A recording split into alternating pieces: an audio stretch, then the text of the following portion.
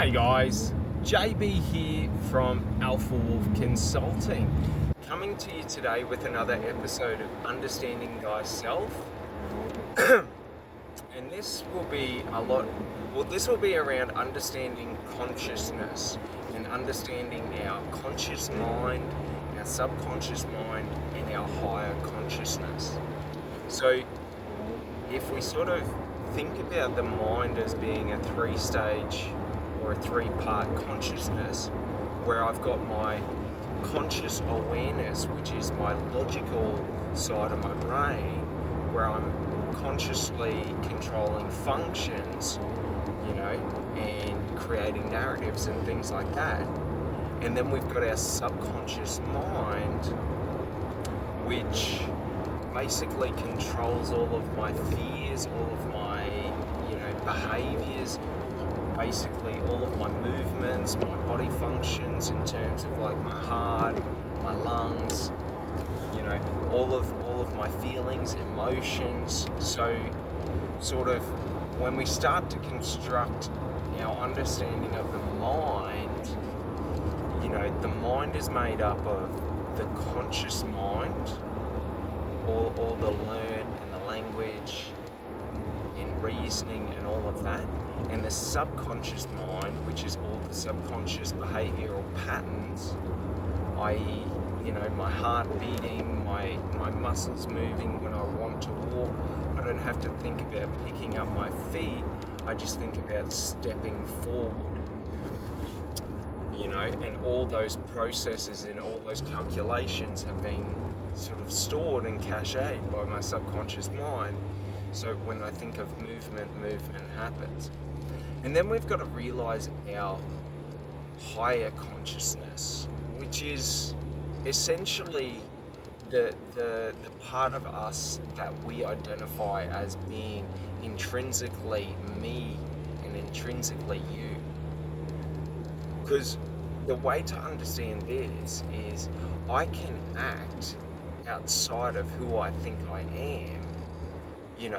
If I become highly agitated and angry, I might lose control of my anger and act outside of myself. So that means that, my subconscious mind has control out of my conscious awareness. It can cause me to act how I would not consciously act. Just to the same, my conscious awareness, my ego of what I think is right and wrong in the world and who I think I am, doesn't really exist because I wasn't born with the ego, I learned the ego. So that's one of the things to realize is all of the things that I intrinsically hold as me in terms of my beliefs and my values and my behaviors are things that I have learned and decided to adopt. They're not intrinsically me. They don't intrinsically come from my, consciousness. It's sort of monkey see, monkey do. So we just got to understand, well, if my conscious thoughts don't constitute who I am and my subconscious behaviors aren't always in my control, then, how that works is, well, the person that I see or the identity that I see as being me is something separated from both of those, in control of my conscious and subconscious mind, but it is not my conscious or subconscious mind. So we can understand this when we practice meditation, because meditation is about expanding our sensory experience to experience outside of our physical being. So when we get into this, we start to realize, well, if I am not my conscious thoughts and I am not my subconscious behaviors, well, that means I get to dictate and choose what I want to think about and speak, and how I want to behave and act. And that's one of the liberations of life, because then I cease to be a product of my environment and I become the creator of my story. So, like, it's really important, because this sort of stuff allows us to just realize life on a bit deeper of a level. Because when I go through life thinking I'm just a physical being and my consciousness is just constructed within this physical being, well, when this physical being dies, I die. Whereas when we realize and understand and experience that I am actually, an energetic being in a physical experience, and physical form, then it becomes a lot deeper of a world. That's where we become connected to the environment and nature around us, where we become highly connected to all those around us, our friends, our family members. Like, know this, in quantum physics, they're about to start to understand that if I care about you and think about you, okay, I can influence the thoughts and the particles and the strings in your mind and your conscious awareness to where you can feel. So if I want to give someone love, I can think loving thoughts of that person, and through quantum entanglement, I can influence their biochemistry to feel love. Because you got to understand, like, our brain is a receptor that transmits, and our heart is a receptor that, like, receives. So, like, our brain's the transmitter and our heart's the receiver. So what we're trying to do in life, all of us, is create a balance between that, to where what I love to do is the best for me in life. So it's not that I'm doing self-destructive behaviors of, going out and pushing myself to the extreme limit, with, say, for example, food, alcohol, tobacco, whatever it may be. Like, I'm not pushing to that dangerous limit, because the thing is what I've realized is, when we don't have internal self-belief and self-validation, we feel like it's wrong to care about things. We feel it's embarrassing to care about things, because when we care about things, we become vulnerable. Other people can manipulate us, use it against us. Like, so it's sort of like, if I'm, like, let's take dating, for example. If I'm on a dating app, like, if I care about how I present myself, it makes me look desperate, is the narrative in society. And that's one of the funny things, is that, like, it's through these, and generally, low, like, not understanding self-validation, not understanding self-belief, not understanding self-worth within yourself, typically comes from what I've found is highly narcissistic upbringings, where you had people in your life who, if you had a view outside of theirs, they would tear you down for it. If you didn't agree, like, it was compliance or nothing. Like, if you didn't agree with them, they would argue until you agreed. Like, and what that teaches us is that it's better to be another person and just go along to get along, than to be authentically myself and have the friction of life. The friction of other people, the friction of, judgment, of, having people, tear you down or try to pull you down. And the funny thing is it's such a trap, because, like, once you realize that, like, having self-validation, so validating and valuing your opinion and your beliefs and your knowledge and your abilities over what other people say, it's not narcissistic, it's empowerment. Because now I can value my opinion. So if I say I want to be healthy, well, I know I'm going to take the actions to be healthy.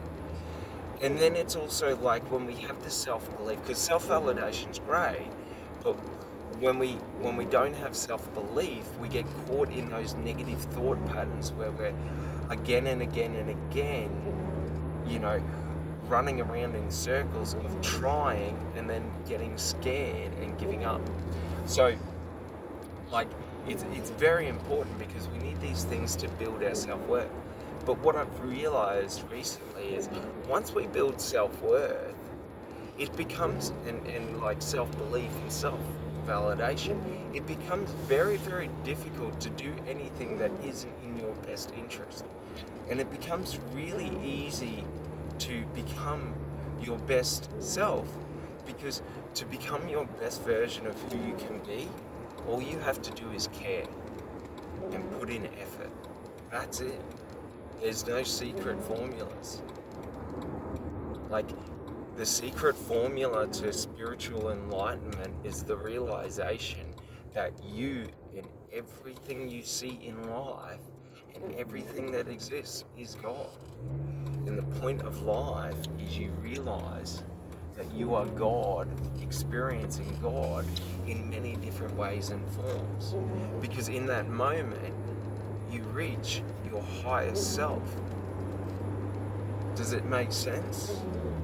Like, when I realize that every other thing is God, just like me, and I'm just experiencing it, well then, breaking and destroying things, like destroying nature for comfort, doesn't really seem like a good idea. Why would I destroy God for comfort? You know what I mean? So but we can also look at it like, why would I destroy my body with unhealthy foods for comfort? For false comfort. Because a lot of comfort typically becomes false comfort, where it's comfortable for a little bit, but too much, and it's uncomfortable. Like, for example, take like Netflix and stuff. Watching a movie or a couple of episodes of a series is quite enjoyable and comfortable. Binging a series like 3 or 4 seasons is quite exhausting because it takes so long. But it's this false sense of comfort and achievement because we're doing something, we're experiencing something new. And that's one of the realizations I've had around TV and media and all of that, is a lot of what we seek in movies and TV shows and all of that is what we want in life, but we don't know how to go after it.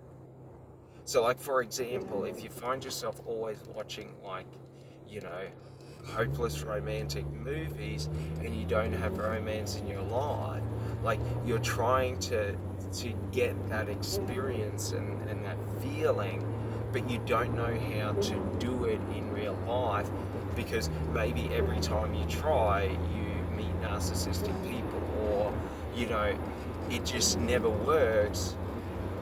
And what that indicates is that, like, you've got to learn and realize, well, what do I actually want? What is it about, for example, romantic movies that I want? What are the behaviors? And the problem is that, like, there's no right or wrong. There's only right and wrong to me. So when I try and look for the right partner based off what other people think, I tend to overlook a lot of red flags that personally I don't want crossed. Do you sort of understand? Like, when we're validating what we want and who we want to be with by our external, environment, we're never going to find what we want unless our external environment is 100%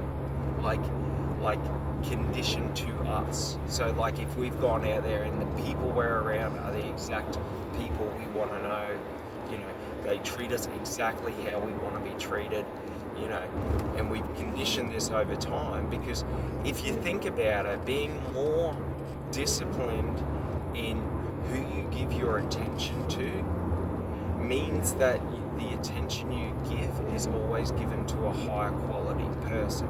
So to understand this is to understand sales and marketing. If I try and sell a product and pander to every buyer, I'm going to be dealing with so many people that I don't want to know. They're not my ideal customers. They're not my ideal buyers. You know, I've got to convince them why I'm valuable and why my product is valuable or service. You know, whereas if I focus on, well, who do I want to work with and be around, okay, and who do I, you know, like, what are the qualities, then what happens is it becomes harder for me to take on people that don't emulate those qualities, because I know what I'm like leaving on the table. I know how I'm shortchanging myself. So awareness in life is one of those gifts that when we become aware of our conscious thought processes and then our subconscious thought processes, we're able to start identifying, well, what are the causes and effects that are causing me to have, you know, uncontrollable, unconscious, compulsive behaviors, i.e., like smoking it's not the addictiveness that is addictive, it's the habit. The reason people find smoking difficult to give up is because of the habit. When they're not smoking, they feel a sense of boredom, so then they feel they need it, or they have an emotional attachment to where it's, you know, some form of release for them. So so it's quite important, because when I don't deal with emotional trauma or, you know, cycles that keep happening in my life, or, you know, harm or hurt that I keep putting myself in. So for example, drinking.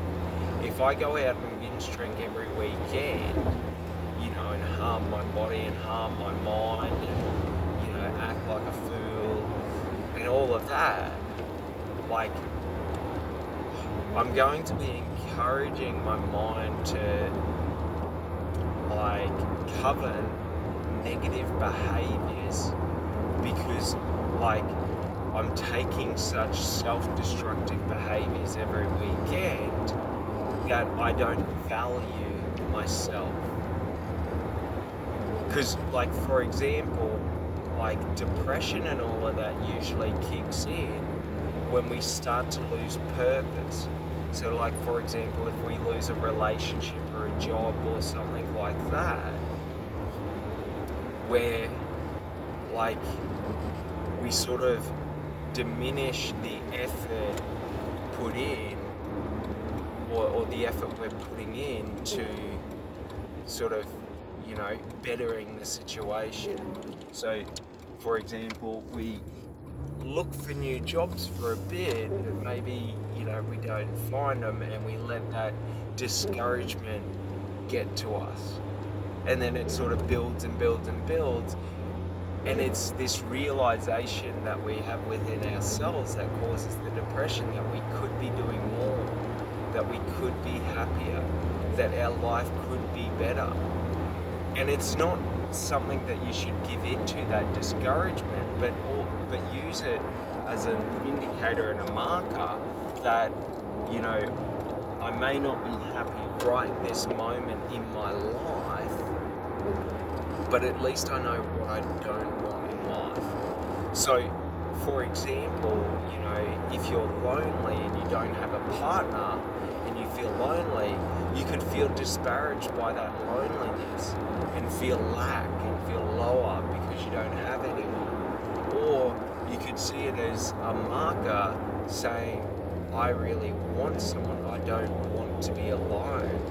Like, who do I want to be with? Like, what are the qualities? And we can start to use it as we know that we don't want to be lonely, so we have that feeling embedded in us, or like we've observed that feeling of loneliness. So now we can go out and meet people and see if that feeling goes away. So maybe we go out and find some friends and realize, oh, I just really needed some friends. Or maybe we go out and it's not actually loneliness within ourselves, but it's loneliness because we're not around the people we want to be around. So maybe we need to get a new job, in terms of get into a new environment where it's more conducive with, my best life or your best life, Or maybe it's that, like, we just feel ready for relationships, and, it's sort of that feeling of, well, I sort of want to get underway. So understanding that also understands the motivations, because loneliness is just a lack of communication. It's a lack of connection. And we connect to all different kinds of people in all different kinds of ways. So, like, for most times, if you feel lonely, having great friends is well and truly enough. Like, having purpose within your friends. So it's not just good enough to have people you call friends, but you've got to have purpose. So you got to share things with them and do things, go places, experience, go through struggles, spend time together, talk, connect. Like, it's not just good enough to have Facebook friends and think I'm not, that I'm connected. Like, connection's something that we've always got to be the one that does. So if you feel you want connection or you miss connection, you have to reach out for it. It's sort of like, when I feel hungry, I don't expect someone else to eat for me, because it's not going to solve the problem for me. Do you sort of get it? So, like, if someone else reaches out to me when I feel lonely, that's not going to make me feel less lonely. When I feel lonely, I feel like I'm not connecting with people. So I need to go out there and start connecting with people. Do you understand? So you can even do simple things like go for a walk and just say hello to people. Like, it's nothing big. It's just you have to take actions towards filling, the desire or the need that you have. You know what I mean? If I sit there and I'm hungry and I don't eat, like, I'm only going to get hungrier and hungrier. Now, granted, I'm a big fan of fasting, and if you don't eat for 2 or 3 days, the hunger goes away. So, like, it does go away, but essentially in the interim to the short term, it's only going to progress worse and worse and worse. And it's the same with loneliness. It's the same with, all these feelings and emotions we have, is that if I'm lonely for an extended period of time, it sort of just goes away. You just get comfortable with it. But also, the thing to understand is when we're in that, understanding our higher consciousness, we are never disconnected in any moment from the energy that is life or the universe or God. So, like, if you feel lonely, it's just because your perspective is based around you're, alone. So you're artificially disconnecting yourself from life, the universe, God.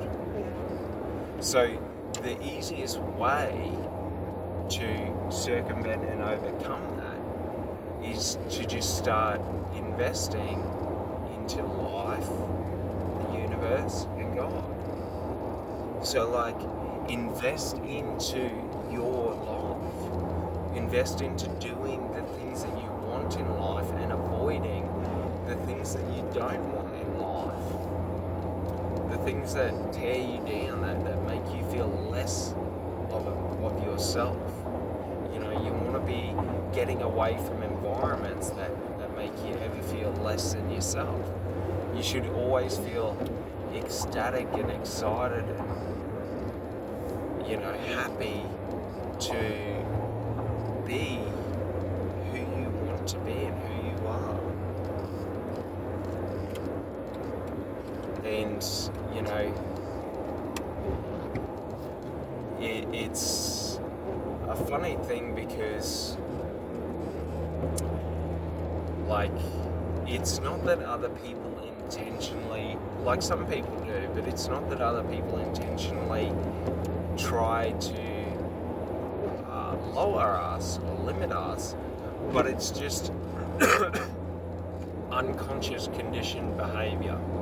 Watching too many movies, too much TV, you're gonna learn all this stupid, idiotic bullshit of Hollywood and all the negative ideology of sex, drugs, and rock and roll and all of that.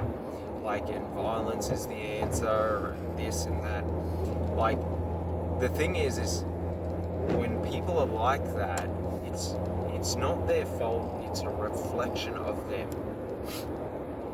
So if people are like that to you, they're like that to themselves. So you can forgive them because they don't even realize how much they're destroying themselves. It's sort of like you wouldn't beat a three-legged dog because you feel pity for it, because it's already, not that it's suffering, but it's already disabled. We have these natural tendencies in our inherent being to, when people are weaker or more disabled than us, we tend to want to, nurture and protect them. And you can see this with, for example, if you take Down syndrome and stuff like that, people are rarely ever judgmental or mean. You've got to be a very low person to be judgmental or mean to someone with, Down syndrome or anything like that. So, we got to understand that, a lot of the times we focus on the ones who do negatively, affect, let's say, people that do judge people with Down syndrome. We focus too much on them, and they're such a small minority, when in fact, 9.5 out of 10 people are probably going to be nice, say hello, try and make that person feel great. So we got to understand that, we want to give pity, well, not pity, but we don't want to judge people through the lens of fear when they negatively act towards us, because it's nothing for us to fear.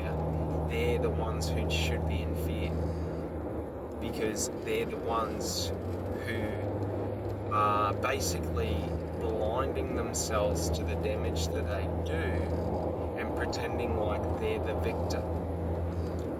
So, you know what I mean? They're always playing the victim in their mind. They are forever the eternal victim. Life happens to them. Everything's coming down on them. When bad things happen, it just is because they can't have nice things. They can't, do this and that. So you don't even have to do or say anything to other people, because they will do it to themselves. And this is the conscious and the subconscious mind. When we identify ourselves as being our conscious mind or our subconscious mind, we become a victim to it, because if I am my Father's son, then I inherently am him. So, whatever I identify as giving me, my identity becomes the source, the only source of my identity. So if I create my identity in ego, my ego is the source of my identity. If you attack my ego, you destroy me. Do you sort of get it? Whatever we identify with becomes our vulnerability because we create beliefs that we need it to survive, when in fact we don't. So like, for example, one thing is, I need my ego, otherwise people will mock me and make a fool of me. But I don't have to. Like, that's the lie, is that, I need to hold fear and always look at the worst case scenarios and expect the worst, so I'm never surprised, I'm never caught off guard. And the funny thing is, expect the worst in life, get the worst. You'll never be disappointed. I lived like 20 years like that, always expecting the worst and being pleasantly surprised when the worst happened. And the thing is, I was led to believe that, like, when we expect and plan for the worst, we're actually minimizing and avoiding the ability of that happening. But in fact, that is not true, because I challenge you, walk in a straight line staring at a tree, okay? Just stare at a tree and walk, and do not move your eyes off that tree, and just continue walking, and you will naturally walk into that tree. Whatever we focus on, we naturally move to. That is why when driving, you keep your eyes on the road, so you stay on the road. Majority of accidents where people end up off the road happen when their eyes are off the road. So, it's quite important to understand this, because by letting go to those negative fears and choosing to only focus on the positive, we're able to now create and curate our conscious and our unconscious mind. Because if we know that whatever we focus on becomes reality, well, whatever I think about, whatever I feel becomes reality in me. So if I want to, for example, let's say, find that ideal partner, well, I have to think about who is that ideal partner, and then I have to feel, how would they make me feel? What would be, like what are the things? What are my red flags? What are the things that take away from me that are going to make me feel less if I accept, negative behaviors and things like that? And it's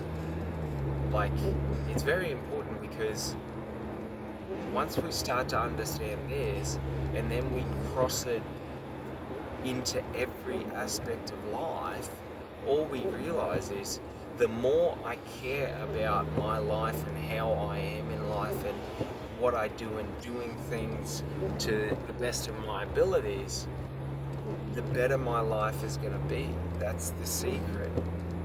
The more I care about finding, like a great love or something like that, or an ideal partner, the more I'm going to not accept second best, but also to, be able to identify and understand, what am I looking for? Because so many times we want things in life, and we know what we want by a vague description. For example, let's say I want to be a millionaire. Okay, we understand you want to be a millionaire. What does a millionaire look like? What is the weekly income of a millionaire?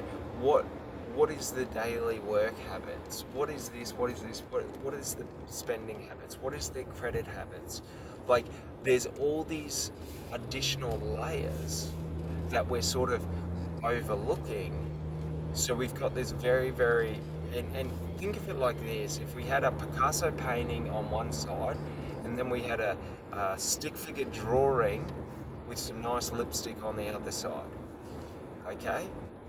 They're both art, but one of them is more intrinsically detailed and well thought out, and it's layer upon layer upon layer, and the other one is a stick figure drawn with lipstick.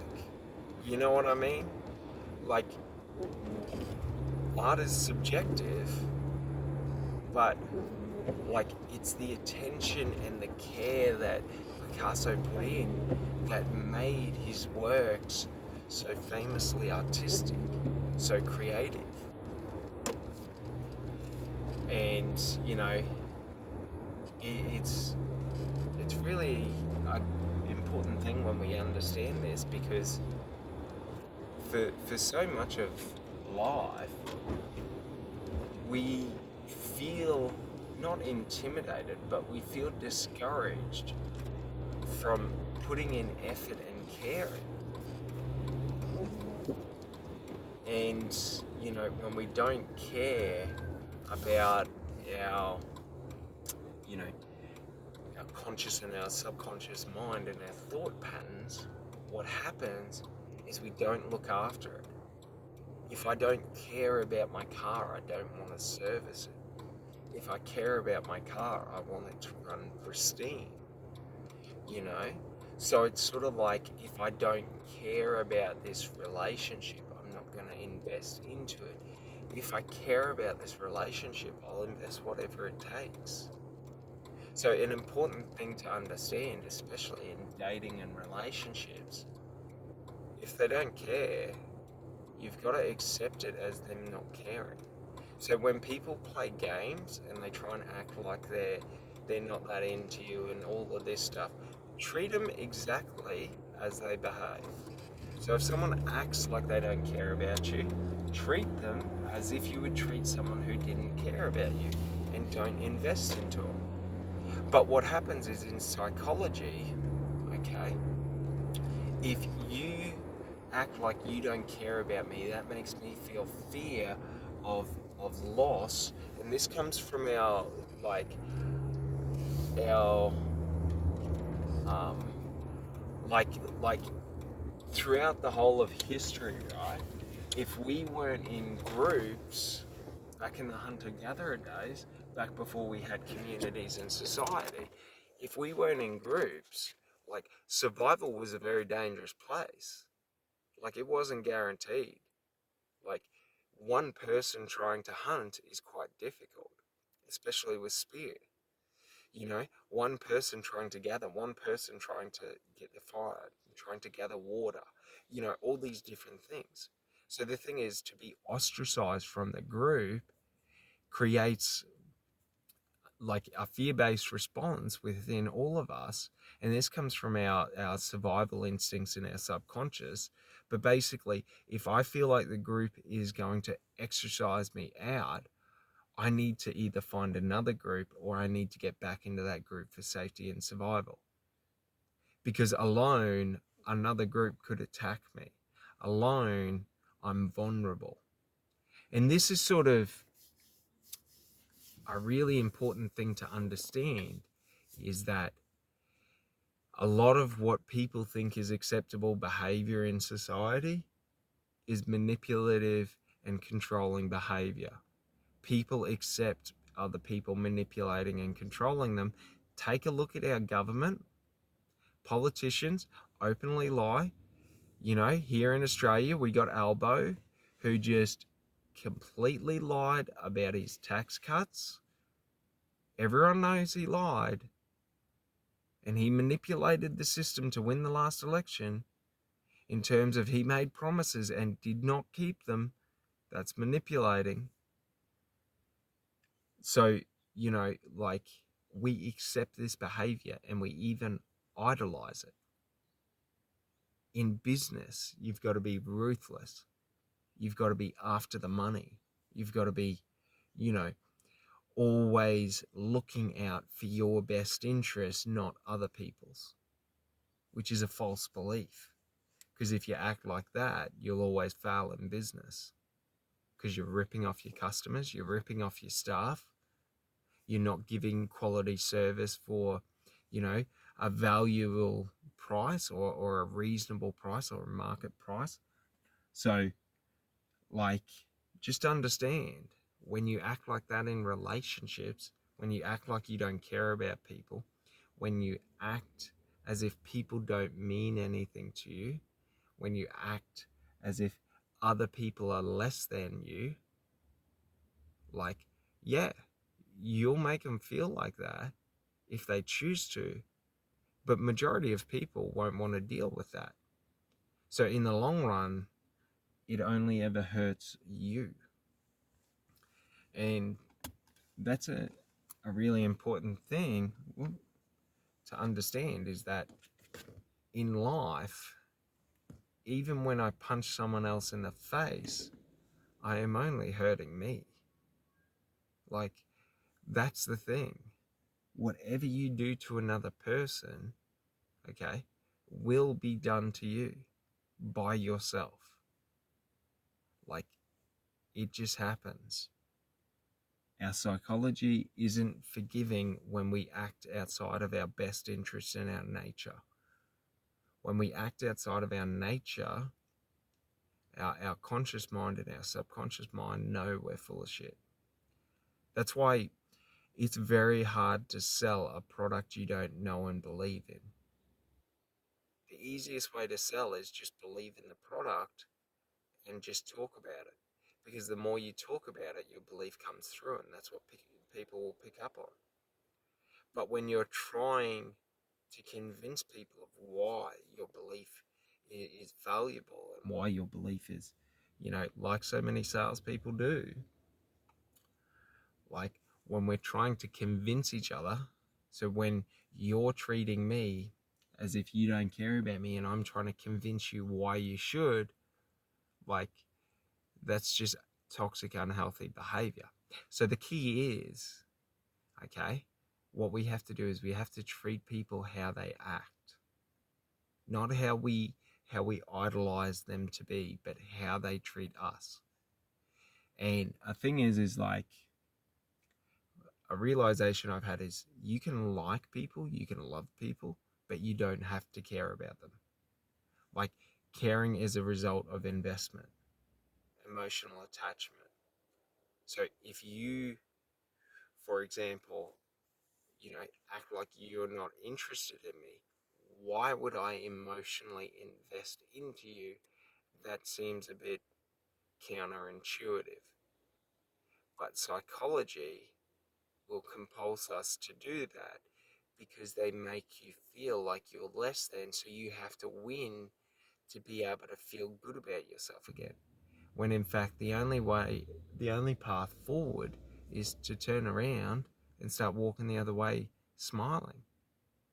Because that's the only way to be inherently yourself, or to sort of, you know, have the highest level of self-respect, is that when someone else treats you in a way that you don't accept, you turn around and walk away. You don't even engage. You don't even, like, you don't explain yourself. You just turn and walk away. Like, caring has to be earned, because if we care for people who don't care for us, it's highly self-destructive. And it messes with our mind, and it messes with our belief and our self-worth. Because if I care about you and you don't care about me, and I'm trying to date you, and you keep shooting me down and turning me down because you're not interested, like, and I keep trying and trying and trying, like, that's only lowering myself, because every time I'm losing. So the thing is like, it's not that you shouldn't be persistent in life, but we shouldn't make up excuses for other people's red flags. So, like, to anyone, number one red flag should always be if they don't care about you. Because if someone doesn't care about you, they do not take into account your feelings, your emotions, your well-being, your financial well-being. So when they make decisions, okay, and if that decision negatively impacts you financially or emotionally, they don't care, because you don't equate in their calculations for what makes them happy in life. So to understand this is just to understand, if you ever find yourself in a relationship with someone who acts like they don't care about you, have a conversation and just say, hey, You're acting like you don't care about me. I think, you know, I'm getting this image that you don't care. Like, is that the case? Now, typically when you put people on the spot, they will lie.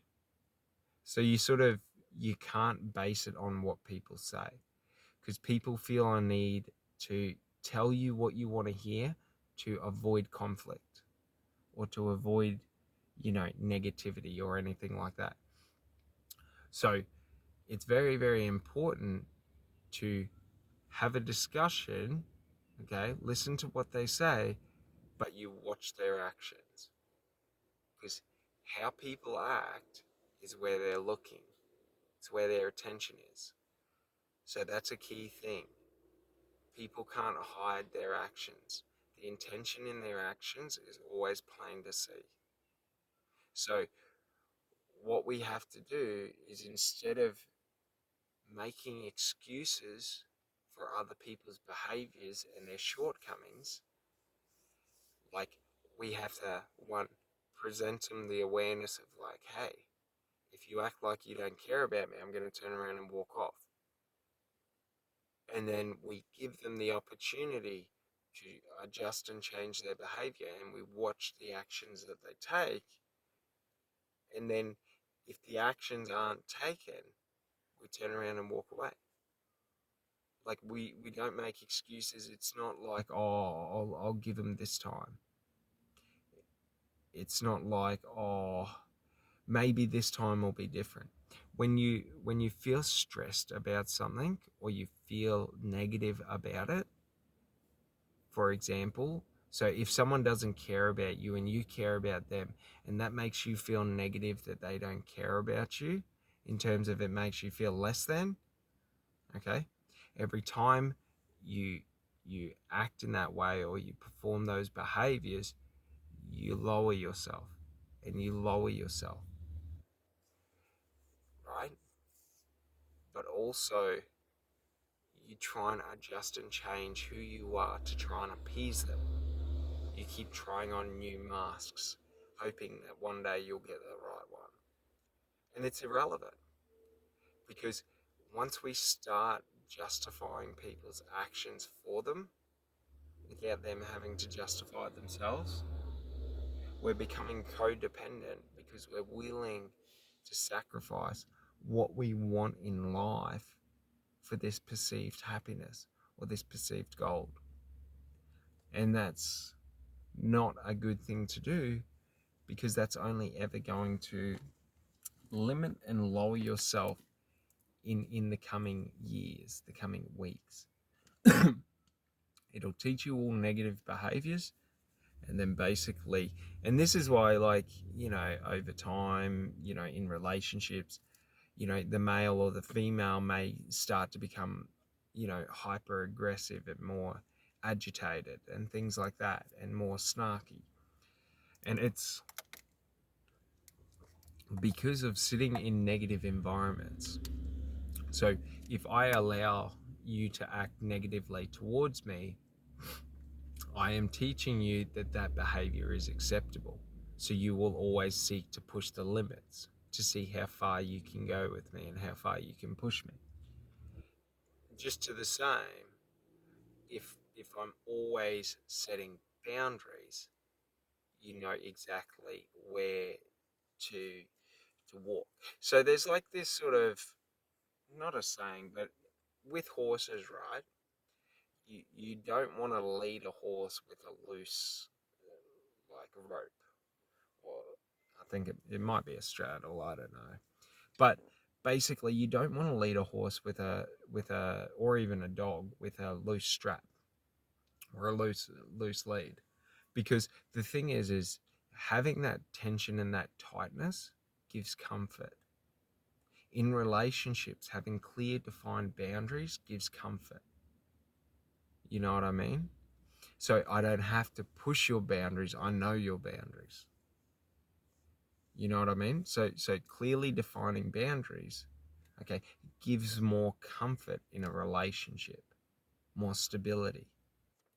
Having no boundaries in trying to appease and do whatever other people want creates more volatility and more chaos, because people start acting outside of themselves. So like you can see it in classrooms with students, when you have a teacher that captures the attention and respect of the students, and a teacher that doesn't.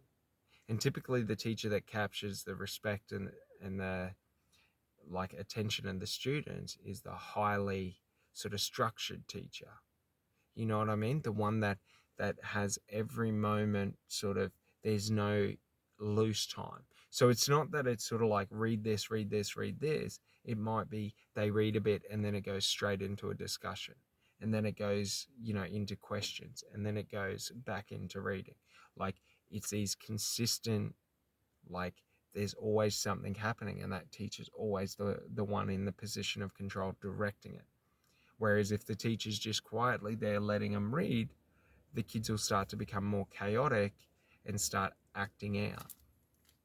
So it's important to see that the onus isn't on the children to have the discipline for the environment. The onus is on the teacher to sort of set the tempo and control the environment for maximum discipline. You know what I mean? So the more engaged people are, the more disciplined they are. Because when you're engaged, you're listening. Like when you're engaged, you know what to do, what needs to be done. But all right, well, that'll finish off this one, and I hope you have a great day, and I'll talk to you later. Bye.